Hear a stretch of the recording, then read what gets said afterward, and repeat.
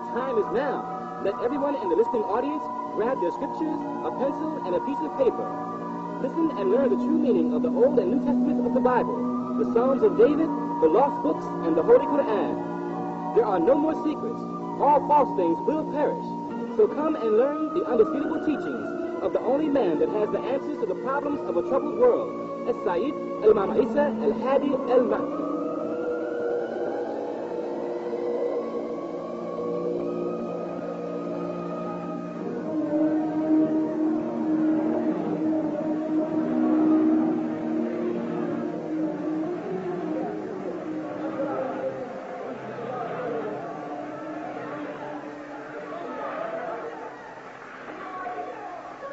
نشهد أن لا إله إلا الله وحده لا شريك له الحمد لله رب العالمين الحمد لله الوالي الكريم وصلى الله على أنبياء أجمعين والمسيح والمهدي والمجدد لمن مرسلين. Are we not the bearers of witness that nothing would exist if Allah didn't create it, and that He is alone and has no partner, and that all gratitude is for Allah subhanahu wa ta'ala, the sustainer of all the boundless universes.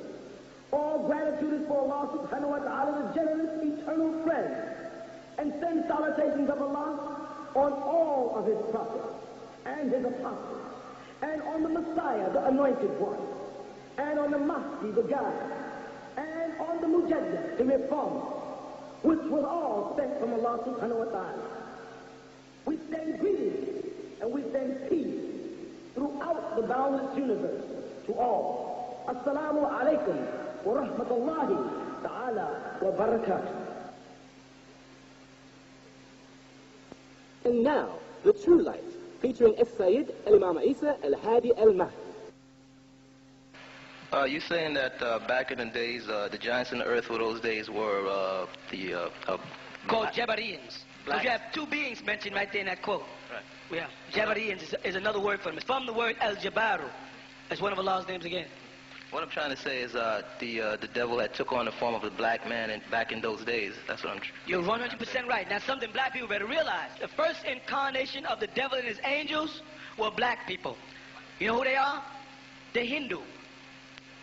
The Hindu religion is the religion of Shaitan. If you really look at the Quran and really look at the different depictions of what Shaitan does, statue worship, self-worship, self-deification, the Hindu faith, they worship the cow. What is Surah Al-Baqarah about? Cow. The cow. They worship the monkey. What did Allah subhanahu wa ta'ala say He did to people who violate the Sabbath? Cast them into the... Turn them into monkeys. They believe in the Kama Sutra, which is lucrative sex plays of bestiality. They have pictures all over India of statues on walls of men having sex with animals. They call it the Kama Sutra. And in these laws, they practice all kind of forms of animal sex and free sex, etc. And this is a part of their religion, mind you. And all of it gets its root out of the Hindu faith. Watch out for these swamis and these yogas and this transcendental meditation. And all of these guys are all agents of Shaitan. You understand? That race that was manifest on earth like the Indian race. That is the form that the devil first took. He was black man with straight hair. You follow that? Right. And he later, through Ham, because remember, all of them died in the flood, and the spiritual parts of them, of Iblis and his angels, left. And the next incarnation of Shaitan was into Ham's head to possess him, to make him think of sodomy with his own father Noah, which bred the fourth generation curse of Abras, which you all know as leprosy, which is the white man you see today. Okay? When you say left, I mean, when you say leave, going back into... I mean, the same way Isa ibn Maryam tells people, and the same way Rasulullah Muhammad made his Isra or Miraj, who went up, he dematerialized, he took his spiritual being and left this plane. The devil does the same thing. In relationship with Saturn, because I believe there was some mention. Saturn was the planet that they resided on. Remember, this is intergalactical traveling. This is not like Christianity. A lot of Muslims or Christians don't know it. They think heaven is just some place up there. And if you say up there where, if you try to define it in Arabic, you come up with Samawati and Sama, which means above or clouds. You follow? When you start saying where did this angel Gabriel came to Rasulullah in the 40th hadith, there's 40 recognized accepted hadith by all Muslims. They consider them the best hadith. In them, they speak about the angel Gabriel coming to Muhammad alayhi salatu wasalam while he's with some of his followers, and he has a black beard and a white robe on. Correct? And they point out how gleaming white his jalabiyah was, and they said he had no signs of travel at all on his jalabiyah. But yet this angel had on a robe. Now let's be for real. Either we disregard this hadith as something somebody made up, or we accept that angels wear clothes. You understand what I'm saying? Right. Now, if this angel had on a white, glittering jalabiyah, what are they made from? Material. They're made from cotton, right? Or muslin, or some other what? Fabric, which is either natural or synthetic. Now, let's eliminate the synthetic fabrics, because we know Allah subhanahu wa ta'ala is not going to have synthetic fabrics in heaven. Correct? Right. But this angel came, and he had on a white robe. And don't think this is trivial. This is important. But y'all don't want to talk about these things because they start to babble the mind. You follow? Now, you telling me that he had a cotton? If there's a cotton robe, then they grow cotton, and somebody is cotton pickers. Either angels are cotton pickers, and you got white and black angels, and the black angels are cotton pickers, or somebody's a cotton picker. If it's made from the wool of a sheep or a lamb, then the poor animals have to be in fear of being shared in heaven. Correct? Right. Or somebody else is involved in that 40th hadith, and someone on earth met Gabriel and gave him this jalabiyah. You have your choice. You pick from him. Right.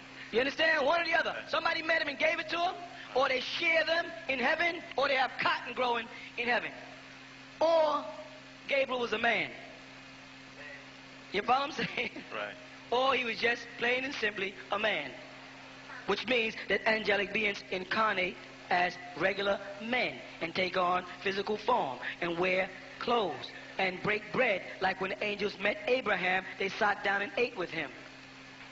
You understand what I'm reaching at? Yes, this is all by leave of Allah subhanahu wa ta'ala as far as, because you said every time. Kulli shay'in min kul shifiyat Allah. Everything that happens is by leave of Allah in his hands, yes. I mean, from the spiritual plane into this physical plane, yes. Yeah. What is with the meditation, and you said the swamis and all that? What I'm saying that these men are jinns. I mean, if you're void of the soul force, what level can you reach as far as elevating? You can reach the spiritual. So you have the physical plane, then you have the plane of force. Now this plane of force is the life force, it's the nutrients in an apple. Like I explained to you all last week. An apple goes to paradise when it's grown ripe on a tree, and a healthy man picks up a healthy apple before it has grown too ripe or before it is unripened. But when it is at its perfect stage, if a healthy man picks it up and bites into it, then that apple makes paradise. Think about what I'm saying. So you understand? If it's overripe or falls from the tree, it has not made perfection. It is not doing what it was created to do by Allah subhanahu wa ta'ala. If the sun overripes it, or lack of rain causes it to be unripe, it is not perfect. Right. You understand? Same thing with the spiritual part of man. Right. If man is being tuned by Allah subhanahu wa ta'ala to be at a perfect state when that transition is made. Right. Now, the life force in the apple you call nutrition. You can't see nutrition, can you? Right. But you see the block of the apple, the matter that you chew up. Right. Well, the nutrition in the apple is the plane of force, which is responsible for how the apple grows and how much sugar we can develop out of it, how much nutritional value is in it. Okay? Right. Now, its blueprint, you understand? Right. Its blueprint and its formula is etheric. And it comes from a higher stage. The actual skin texture, the growth of it, and how it will personify through the spiritual to the plane of force to the physical is called a blueprint. That place is the spiritual plane. You see that? Right. And then when the spiritual plane decides the formula necessary, it relays that message to the plane of force, and then growth starts to take place on the physical plane.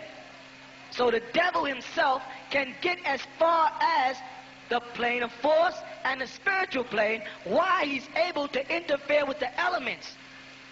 Why he's throwing off the weather? Because he is in tune with the spiritual plane. He is not in tune with the soul. He does not have a soul. The soul is the light that sends emotions from Allah Ta'ala into the spirit, which manifests through the plane of force and then incarnates in the physical being. The emotional body. He has instinct, but he doesn't work off the same emotions you do. This is why, and y'all usually laugh when I say this, but it's not funny, this is why he can't dance. Because in order to dance, you must be in tune with the rhythm of the universe, the drum. You understand? Right. And I worked in 100 recording studios, and the first thing they always lay down is the drum. You must lay the drum first, then you can put any kind of music you want around it, but the foundation of that music track is the drum. They get back to Africa, I don't care how they get there, but they end up back in Africa. Whether it's Boy George, or Led Zeppelin, or Sting, or any other of those master devils, they go back to Africa. Because the drum is the heartbeat of the universe. Your heart is a drum. Put your head against someone's chest and you hear the rhythm. And we are in tune with that rhythm, and that's why when the music comes on, I don't care how cool you think you are, black man, black woman. If the music is right, your foot will pat. You could try to be cool. You can have on a three-piece suit, gray, in a vest, in a white shirt, and a blue tie, and walk by a music store, and James Brown is playing, and something inside you goes, ow! Then you check yourself, and you continue to walk on normally. Black, you can't fool me because, I've been teaching for years, and every time now and then I hear James Brown, and my body goes, whoa. I gotta say, James Brown got a serious connection to black people, even though we see him as some mop-head, ham-hock, Uncle Tom-looking coon. His music will affect you. I don't care who you are. You could be Jamaican and be deep into reggae and hear James Brown and go, yeah, I can relate to that. You know what else does that? Bob Marley does that to Americans. Americans can pretend they don't like reggae. And they say, I like a little Bob Marley though. Because Bob Marley got a way of getting inside through the drum where your body goes, yeah, I'm not into that. I'm into hip-hop, but Bob Marley's all right. See? Because we have something called soul. We are in tune with the rhythms of the universe and the pulsation necessary for creation and life. The white man does not have it. Put on a James Brown record and watch that fool try to dance, and it's the funniest thing you ever want to see. Now you say, well, nowadays a lot of white people are dancing. And my answer to you, like I said, I spent a lot of time in the recording studio. They're not dancing. They have changed the music. They got black people now dancing to white people's music. They took hip-hop and put all these rock groups in it, and they took it away from the black man, and now these rock groups are doing rock music and rapping to rock. They took away the hustle. They took away Latin. You understand that? The mumbo, the cha-cha, the Latin. They took away the shuffle and the two-step, the stuff we would do rhythmatically, and they put it into something else. They took away ska, and now they got dub. They took away all of our natural rhythms and replaced them with synthetic rhythms. Now black people are starting to say, I like Michael, what's his name, George Michael. I like George Michaels. I mean, some white people got soul. No white people got soul. The Quran told you that the devil is a deceiver. He makes evil look good. Now there's no more black music. The new generation can't dance, they can't move, they walk like white people, they act like white people, they're losing their soul for the love of money. And then it says, what profit a man to gain the whole world and lose what? His soul. That's the only thing we got left. Why? Because Isa al-Masih said, we are the what? The salt of the earth. And what good is salt once it loses its savor? You know what the savor in the salt is? The taste. Once you take out the taste, what good is salt? This is what those Pakistani Muslims and Egyptian Muslims come over here and do to brothers. They take the Africa out of them and make them think they're Saudi Arabians. Or make them think they're Egyptians. White Egyptians, that is, not black ones, because the black ones had soul. Or make them think they're Pakistanians. And they take away your soul. There's no dancing in Islam. There's no proof that there's no dancing in Islam. In fact, there's multiple proofs of hadith where Rasulullah told them, where are the duffs? Where's the drum? The Ansars like the drum. They like music. You follow? There's no such thing as Muslims are not supposed to dance. They take that away because with that, that's how we unite. You get some music playing and black people get together. Is that right or wrong? Right. The devil does not have a soul. And the devil is in Islam, spreading this fake Islam around the world, calling it Sunniism, calling it Shiaism, giving it names and denominations, and making me and you hate each other. We are simple people, and the Holy Quran tells us how we get our salvation. And it tells us in the Holy Quran, the 2nd chapter, the 130th verse, by following Millah Ibrahim al-Hanifan, for us to keep Abraham's religion. Muhammad Rasulullah did not come with a new religion. He came with the religion of Abraham. He just came to complete. Akmaltu, it says in the Quran. This day, al-yawm akmaltu, this day I completed for you. Not this day I perfected, I completed. Kamala means that a man completed a job that someone else started. Rasulullah Muhammad came to complete the job of Isa Rasulullah, wa Musa Rasulullah, wa Noah, wa Ibrahim, wa all the other Rasulullah. All of the other apostles from Allah, this is all Rasulullah Muhammad came to complete. And we don't have the right to make no new religion up. And now Muslims in the world today have a new religion. If it's different from Judaism, and I don't mean Judaism by the so-called Jebusites, those so-called Yaku's grafted devil, not that Judaism. I'm talking about if it's different from the practices of Nabi Ibrahim, the Hebrew, then it's not Islam. Then it's something man has made. Okay? Yeah. In relationship to the chakras, or the seven states or planes, how does one relate to the other with that? The seats of the body. Those are nothing but central points where the energy centers in the body that affect different functions in the body. It's like the 7 seals, you see, of the scripture. Each seal was opened to reveal a certain incident. Each one of those centers in your body, whether it's the thyroid or the pineal, you follow that? Right. Sending off a certain electrical impulse which results in a certain holla or aura, as you would call it, color, which affects certain glands in the body and affects certain energies that are coming into the body. This is your force field. This is your etheric self. This is your holla, your aura. In Christianity, sometimes they draw a picture of these people, they put this big halo on their head. This is what that represents. And those seats are seats in the body that affect certain parts of the nature of the human being. How does that affect you as far as when you leave this plane of existence, when you leave this It goes with you. body? It goes with you because the colors of the lights change according to the emotions, and the emotions are projected down into the body from the soul. So as that man starts to leave, all his emotions go with him because they're the recorder. Those are the recorded records. It's recorded in light. So the level that you develop on Earth, it has a bearing to do when you leave this plane of existence and going into the next. Yeah, taban, of course, exactly. How does that compare with the two leaving this life and the 2 angels questioning you on Tawheed? How does that? That has to do with while you're in the grave, within the 48 hours after you leave the physical body, as rigor mortis is setting in. That's why a Muslim must be buried within 24 hours, because the next 24 hours is when those angels will come and ask you, Men Rasulullah, who? Men alladhi Rasulullah, who is Rasulullah? And you can either be afraid and say, I don't know, or you can say, Muhammad Rasulullah. You see? Which will determine whether or not you are an inmate of paradise or not. They'll ask you certain questions. Okay? Okay. Shukran, Sazay. Al-Af.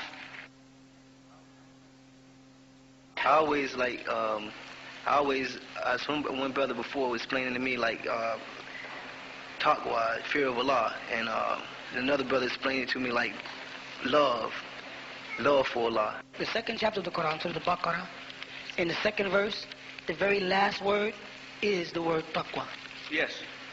It reads like, the first verse reads, starts off, Bismillahir Rahmanir Rahim, Alif Lam Mim. Then here we go, it says, ذَلِكَ الْكِتَابُ لَا رَيْبَ فِيهِ هُدًى لِلْمُتَّقِينَ.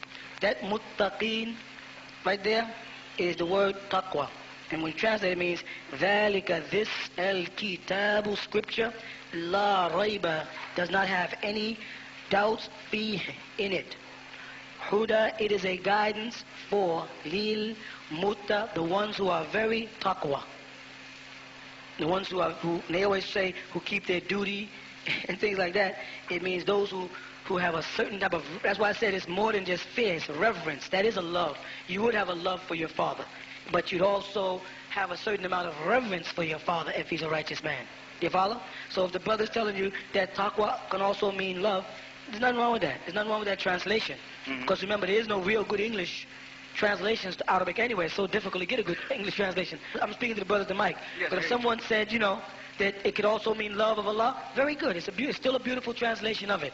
Okay. You know what I'm saying? It's not worth the argument, because the main thing is that you understand by whether I say it or that he says it, that it has something to do with respecting Allah subhanahu wa ta'ala, right? Whether it's in love or whatever. Yeah, I wanted to, the reason I asked him that, because when I first got into Islam, I was like wondering why would Allah tell somebody to fear him more than to love him? That's why I wanted Right. That's why I said it's not. That's why I said many Muslims mistranslate it as the word khaf. The word khaf is fear. That's not what Allah is asking you to do. He's asking you to do this. Alhamdulillah. Be grateful, and because he is Rabbil Alameen, because he sustains everything. For instance, like if I ask you to raise your left hand, you can do it, right? Yeah. Or if I ask you to blink your eyes twice, you can do it.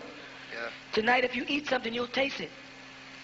And this may sound trivial, but it's not. You can lift your left leg, can't you? Yep. And you can twist your body. You know how many people are born in the world who cannot do that? Who are not fortunate like you and I, that all of their limbs work, that they can hear, that they can taste, that they can feel, that they have 2 legs and 2 arms and a heart that works and lungs that breathe and liver that functions. There's a lot of human beings, because of shaitan's intervention that has disrupted the natural system of things, working from the spiritual plane, which affects the plane of force, which of course cripple people and blind people to come into the world, and people cannot do that. So when we say we have taqwa Allah, it's that. It means that I'm so grateful to Allah subhanahu wa ta'ala for all of the boundless gifts that he has given me as my sustainer, that when I hear his name, something inside of me says, Ya Allah. Someone says, Allah, says, Ya Allah. You can feel that he was good to you, and he means you well. And if anybody is messing up along the way, it is not him, it's me. You follow what I'm saying? Yeah. So that feeling inside that makes you, when you're getting ready to do something wrong, and you say, I know this is the wrong thing to do. Ya Allah ansurni. Oh Allah, help me. That thing that you beseech in him that makes your body feel like an insignificant thing, when you're at that state, you're in a state of taqwa. And that's what every Muslim should try to stay, or strive to be in a state of humbleness in the presence of Allah Ta'ala. You see? I wanted to ask him about Wa'al Asr, about people be, I thought that was in the Quran, by the token of time. When the Wa'al Asr, the Surah Wa'al Asr, inna l'insana lafi khusr illa alladhina aminu wa amilu salihah wa tawassalu bil haqqi wa tawassalu bis sabr. And I always had it, I thought it was, the Wa'al Asr was by the token of time. Well, let me do this for you. The brother, I want him to write Ain, Sad, Ya, Ra on the blackboard. Ain, Sad, Ya, Ra. Right? You see that word? If you go to any dictionary and look it up, they'll say juice. Like if I said Asir Fawaki, I'd be saying fruit juice. If I said Asir Portugal, I'd be saying orange juice. You follow? Now the root of it, Asara, without the ya in it, means to squeeze the essence out of a thing. Okay? What happened is the translators of the Quran, like Yusuf Ali and Pickthall and Maulana Muhammad Ali in them, were Pakistanians, and their native tongue was not Arabic. You see? Their native tongue was Urdu or English or ila-akhir or something else. But it wasn't the Arabic language. So they did never have the Muslim or the roots of words in their Quran. They didn't know the roots meanings of words. Like when they use the word Quraysh, they don't know that the word Quraysh means a big fish. When they use the word Kawthar, they can't see Kawthar as a lake, a river in paradise. They only see it as from the word kathir, meaning a lot, or most, when they say abundance. So here again, we have the same problem.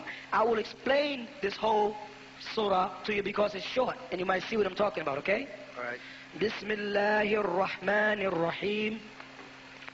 Wal Asr. Wa is called Qasama. It means I swear by. Qasama. Wal Asr. Now here's the most important thing. remember that this is Malachi Jibrail, the angel Gabriel. He's speaking, who yatakallam bi Rasulullah Muhammad. He's speaking with Muhammad about this. He's giving it to him. All right? It's Ja'am in Quran like that. He says, wal asr, I swear. Now watch where time comes in.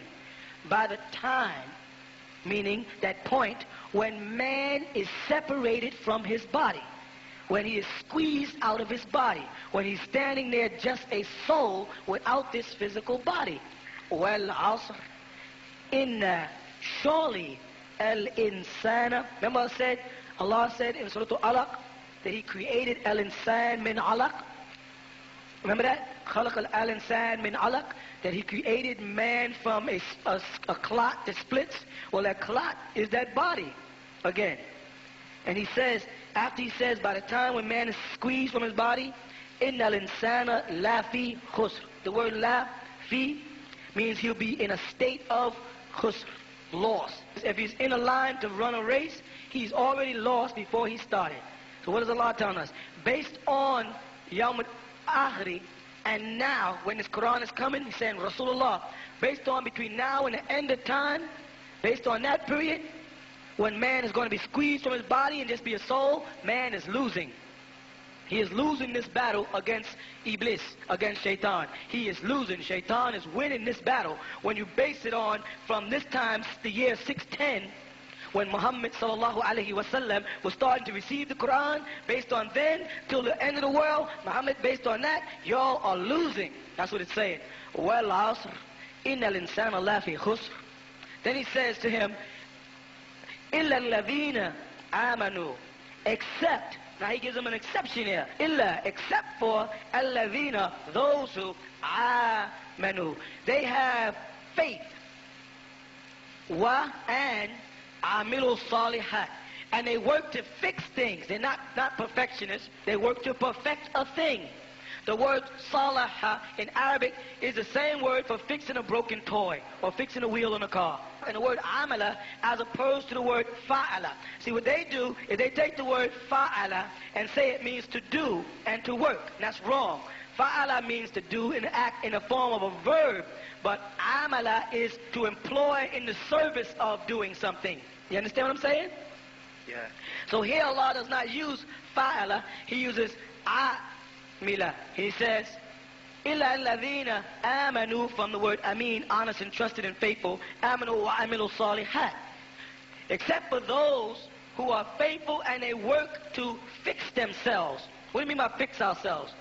How are we broken? We were broken when we separated ourselves away from Allah subhanahu wa ta'ala in Jannah. When man got away from communicating with Allah, when man turned away from obedience to the prophets, when man turned away from listening to the angels, man became a broken creature. He's no longer directly in tune. And Allah sent this Quran al-Kareem to put us back on this right path. Allah sent this Rasulullah Muhammad with his sunnah to put us back on this right path. But are we following it? No. We read it, we know what he did, we read about Rasulullah, it tells us how Rasulullah dressed.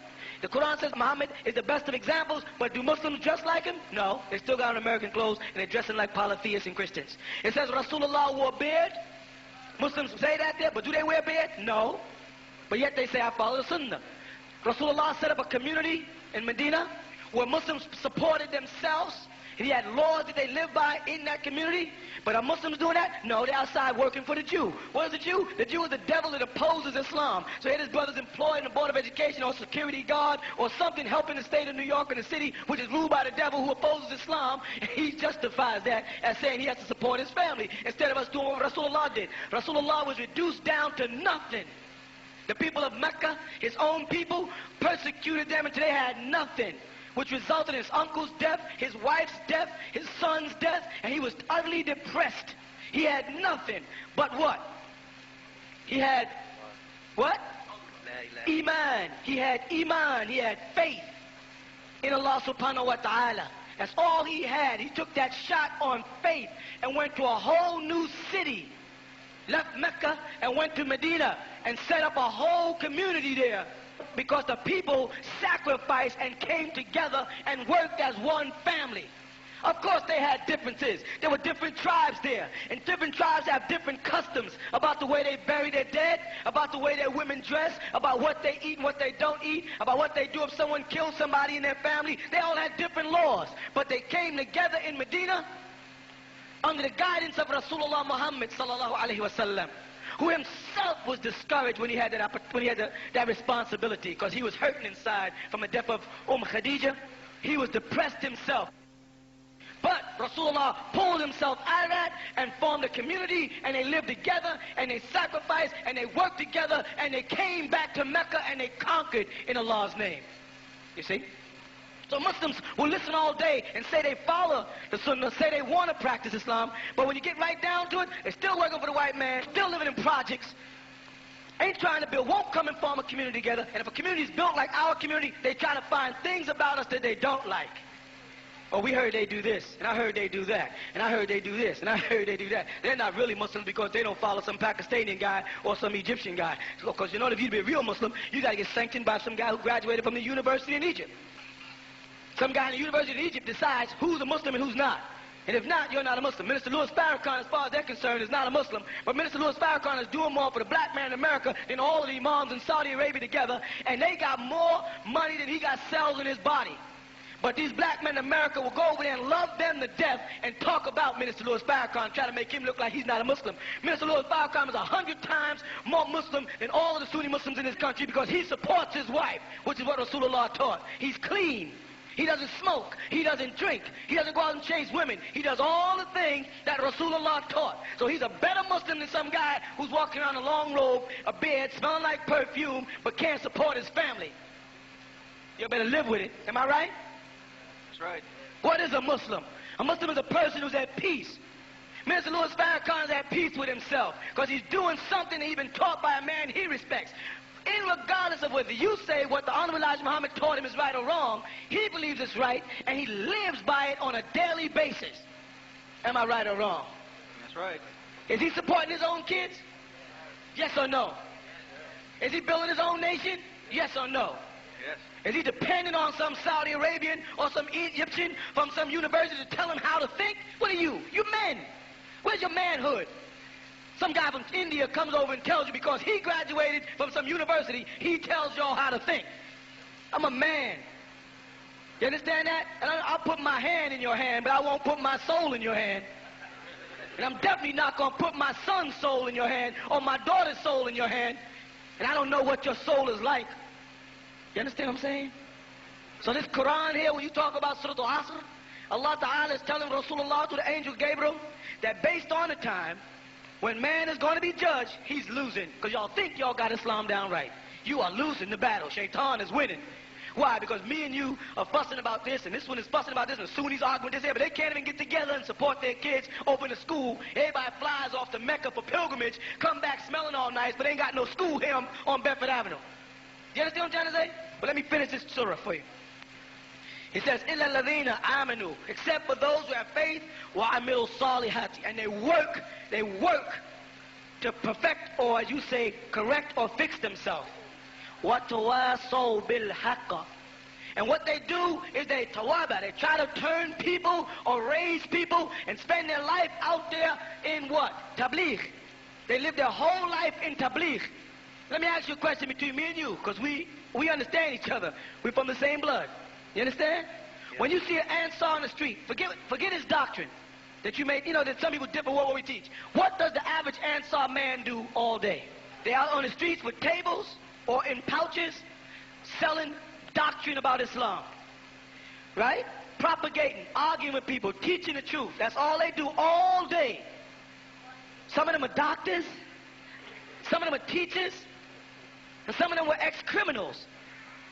But you see them all doing the same thing. Dressed in a long white robe, a white taqiyya, or a white imma turban on, with a bunch of pamphlets in their hand, and a bunch of pictures and flags, and they're propagating things in the name of Allah from early in the morning when you're on your way to work for the white man, until you come home, on your way home to watch television. They're still out there.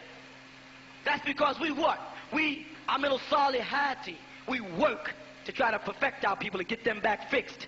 And we do what? وَتَوَاصَوْا بِالْحَقِّ. We spend our whole day, we've dropped our nets and became fishers of men. We spend our whole day, my whole life is propagation of Islam. Not like other imams who teach on Friday, and then on Saturday, Sunday, Monday, Tuesday, they got a job working somewhere else. Or got some grocery store selling pork. Or he's employed by some Saudi Arabian called Isnad. Or some other group. I spend my days and my nights in the propagation of Allah. So you can call me not a Muslim all you want. We'll see on Yawm al-Akhiri who's a Muslim. Lakum dinukum waliyadeen. What does it say here? That they spend their whole life bringing people to al-haq, to reality, the truth. Reality is what al-haq really means, haqiq. Then it says, وَتَوَاصَوْا بِالصَّبْرِ. And they also bring people to the reality of sabr, patience. Because in Islam, conversion is one thing. Staying a Muslim is another.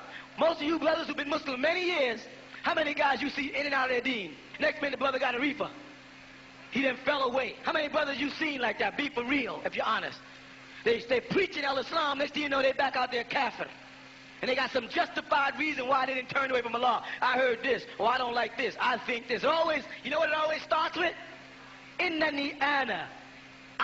I heard this. I think this. The way I feel we should be able to do this here. I don't like the way the community does this. I don't like what they did in Masjid Taqwa. I don't like Imam Siraj al-Hajj. I don't like Minister Louis Farrakhan because he's a racist. I don't like Imam Isa. They make you scared. They say you can't.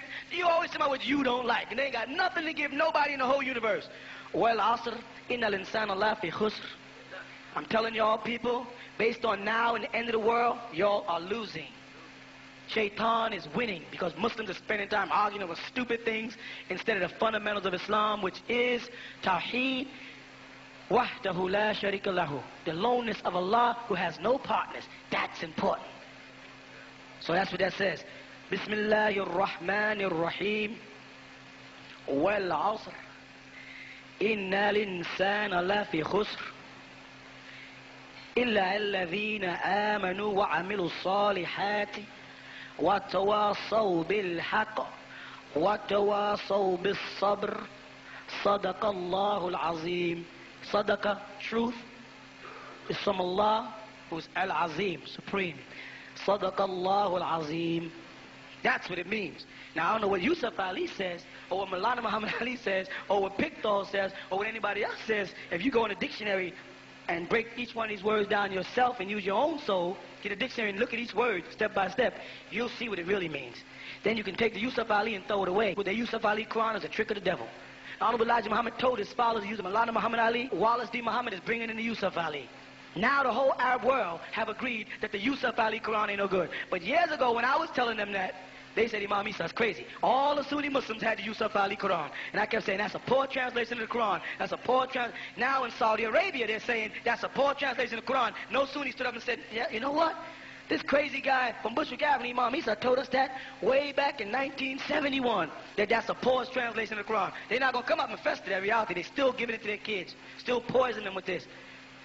How does a man like Ahmed Deedat, who spent his whole campaign selling these Qurans, and then lecturing about the truth, how does he confess that he'd been practicing from the wrong Quran all this time?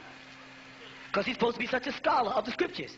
How does he come up and say, I'm sorry to tell you all the Yusuf Ali Quran I've been using is wrong? And if Wallace D. Muhammad is so good in Arabic and works for the Saudi Arabian government, shouldn't he, being an Arabic scholar, have recognized that that was the wrong translation of the Quran? He should have saw that. Because as an Arabic scholar, you'd be able to look and say, that's not what it says in English. Because every time I look at an English Quran, I say, that's not what it says in Arabic. You understand? But no, y'all still ain't going to confess the reality that you have a reformer amongst you. You want everything but what you're given. Just like in the garden.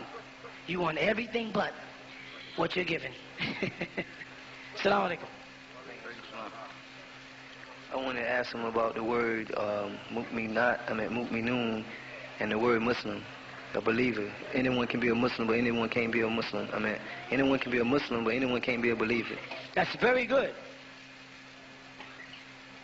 That's very good. You hear me? Yes. Yeah. That's very good. You know what you're saying? There's a word, mu'min. That's one of Allah's names. Al-mu'minu. And then there's a word, Muslim. That's one of Allah's names. As-salamu. Both of them belong to Allah. Neither one of them really belong to us, because both of them are His names.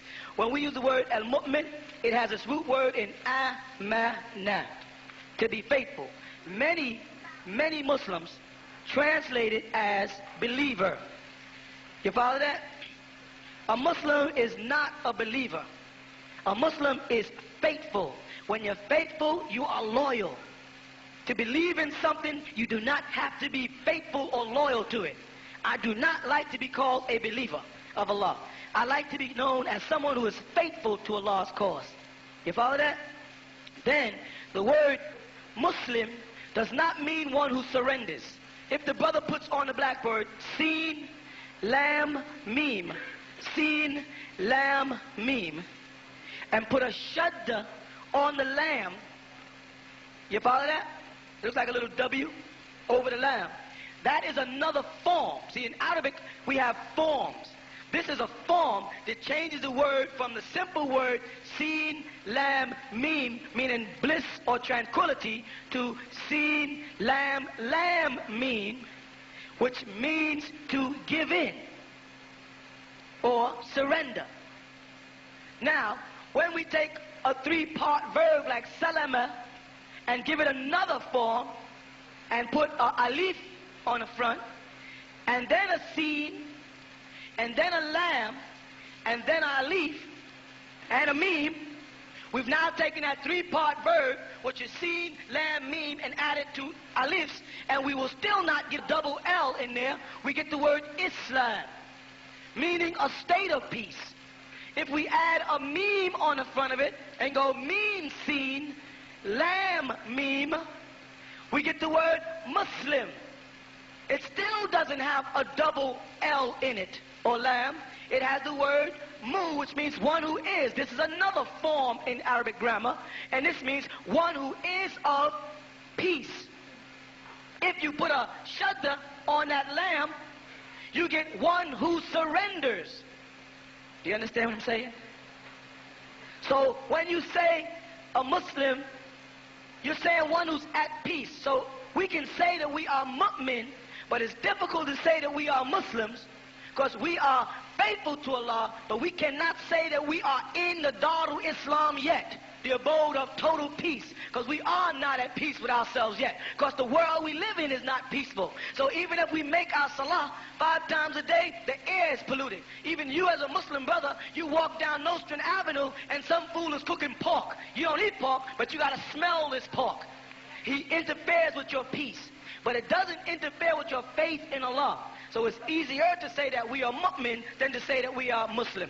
And like I said, the Sunnis keep getting the words mixed up, so they keep saying one who surrenders, and really would be one who is of peace. And if you are in a state of peace, you have to have surrendered to Allah subhanahu wa ta'ala to get to that state.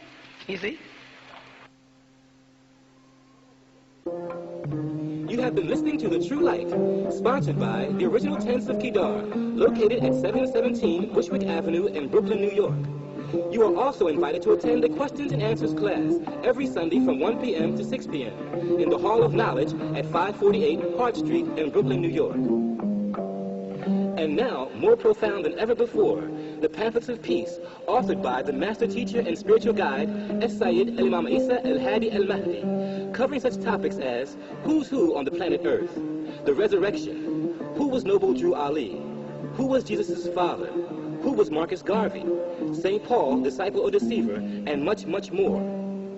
Also, to aid in your spiritual growth, we have a beautifully crafted hand-woven prayer rug designed by Sayyid Al-Imam Isa Al-Hadi Al-Mahdi. We also have a large assortment of prayer beads, Nubian and Sufi oils, and incense.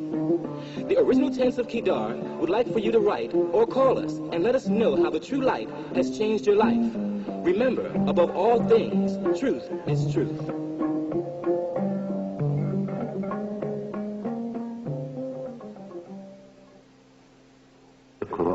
باسم ربك الذي خلق خلق الإنسان من علق اقرأ وربك الأكرم الذي علم بالقلم علم الإنسان ما لم يعلم صدق الله العظيم. That was the first 5 verses of Surah Al-Alaq, originally revealed to the Prophet Muhammad as the first chapter. It is today recorded as the 96th. As translated by As-Sayyid al-Imam Isa al-Hadi al-Mahdi, it reads as follows. O seal of the prophets of Allah, Muhammad, by the supreme sovereignty of your sustainer and creator, you are being ordered to read by beginning with the name of your illustrious sustainer, who is the creator of all things. He, Allah, created all human beings of a cell separating. So read, because your sustainer is most generous. He, Allah, taught human beings what they would have never known. ربنا